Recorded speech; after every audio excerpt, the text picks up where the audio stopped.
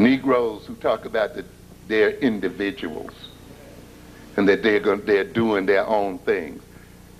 Isn't that interesting? We talk about individualism, right?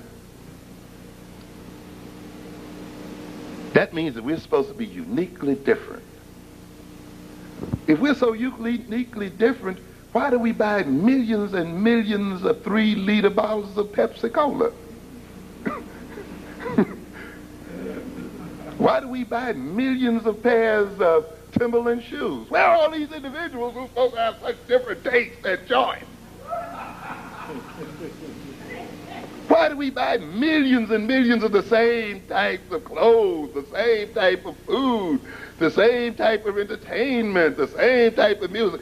What are we talking about? Who are these individuals who have such separate choices that they end up buying over and over again the same product, millions upon millions upon millions of the same product, saying they're doing their own thing, and I'm an individual expressing my own taste? You must be joking. You're no individuals. There's no such thing as individualism. It's a joke that the white man runs on you. You say these other people are individuals? Well, tell me this. Why is it that 180 million white individuals decide that they won't spend a nickel with you? If they are so free, and if they are so different, and if they are so unique, and if they do all their things, and if they, then why is it a good chunk of them don't spend money with black people? Where is this individual choice? Where is this individual choice when 7 or 8 million Asians will walk 10 miles around not to put a nickel in your hands, and yet they come and sell you everything they got? Where is this individualism, ladies and gentlemen? Where is this individualism in Detroit when Arabs can own the infrastructure of that city and Negroes spend money after money with them and they not spend a dime and they treat them like dogs? But we are individuals. We are doing our own thing. We are not a monolithic race. I believe in diversity. You're the only one that believes in it too. One of the things that we must debunk immediately is the idea that a person can be completely individual and separated completely from society. In fact, individuality has no meaning other than in a society. If you are in the world completely alone, no one else existed, why would you even think about individuality? There's no meaning whatsoever. Why would you even think about identity, race, or anything else? These things come to have meaning and operate within a social context. The concept of personal and social identity takes on meaning relative to other people, relative to a social system. Identity, by its very nature, is a social concept. It is no way you're going to escape the social in your personality. One's identity begins before he or she is even born. It begins in the womb itself. The society begins to shape the personality from the very first moment of conception.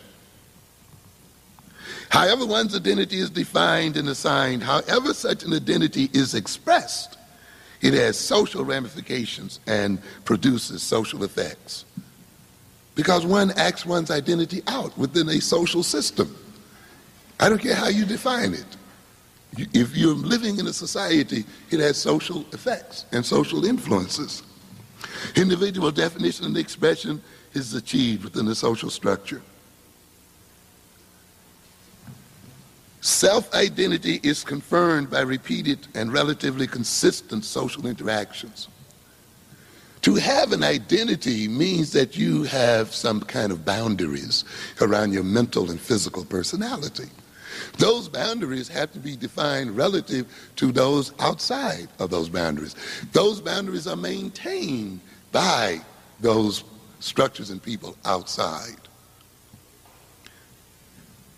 In fact, one does not achieve an identity in the fullest sense until that identity is confirmed by other people. You know, you can say, I am the king, if you want to. You can say it all you want to, but until others defer to you and bow to your presence and follow your command, in reality, you're not. It takes the behavior and attitude and the relations of other people to confirm what you may even call an individual identity. They have to relate to you in some particular set of ways. The idea then that you can have an identity unconfirmed, unrelated to a social system is totally illogical. This man who says he is neither black nor white will still turn around and call himself a singer, which requires what? An audience. People to listen, people to buy records, people to respond to him as what? A singer.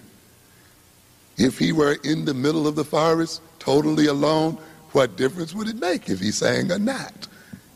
How could he define himself? The word singer, the word dancer, only has meaning within a social, political context. It's just like the context people talk about of being independently wealthy. How are you going to be independently wealthy? These are my dollars. A dollar is nothing but a printed piece of paper.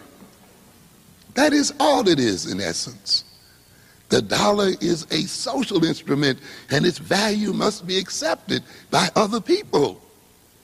Therefore, it can never belong to you alone. It only has value because it is a social instrument. You never own it by yourself, for yourself, and to yourself. If you did, it would not be accepted as what? Money. But of course, the bourgeois society wants to create this so that it can make the poor and these other people it rips off think that they do not give meaning to wealth and riches. And that ultimately what we call wealth and what we call riches is a creation of the group, not of some person who lifts him or herself up by their bootstrap and who is a self-made person. A self-made person is self-made within a social context and is maintained in their wealth by a social context. And therefore, all of the money that they have ultimately is money that belongs to the group and is a group creation. But of course, we want to run a game on your head to take your money, use all of your money, use it against you, saying it's all mine and I'm independently wealthy. You know, we never think about, and there's so many other concepts like private property, total thievery. You never own any property. You just rent it. You said you paid for it. You finished your mortgage. Stop paying your taxes. See how long you got it and watch the group take it right back from you. You don't own it. You just rent it. You see? But this is the game that's run on the mind of people. What makes an individual, what makes us individual is our unique ways of integrating and expressing and relating to community, to shared social knowledge, techniques, resources, and values. The material we individualize is in essence social material, made available by a social system, a set of social relations. In other words, we are individual in our individual ways of dealing with social things and relating to social things, not that we are uniquely individual. Then we would speak our own language. You want to know that you want to really see the ultimate individual? Look at the schizophrenic in full bloom. Has his own glossolalia, salad language, living in his own total reality, disembodied, doesn't know where his body ends or begins. He's all people and every people. An echo chamber, so everybody he meets, he echoes them. You know, he can't distinguish himself from anything else there. Locked in his own world, locked away from reality. And therefore, he has to now be taken care of by others because he becomes a danger to himself and sometimes others. As I said earlier, the social system is not out there, it is within each of us. The individual is a social creation. That's why individuals in different societies differ from other individuals in other societies, because they individually represent their social group. The individual helps to maintain the social situation and helps to maintain the social situation. If you are so individual, why then does social disintegration, the disintegration of a social system, leads so often to individual disintegration? People beginning to lose their minds, beginning to lose their sense of self, their sense of direction and purpose and meaning when the society itself becomes unraveled. People committing suicide during depressions and other things when jobs are lost. All of those self-made people and self-determining people all of a sudden coming loose when the social system itself begins to fall apart. Now, ladies and gentlemen, it is that social structure that builds the infrastructure of the individual.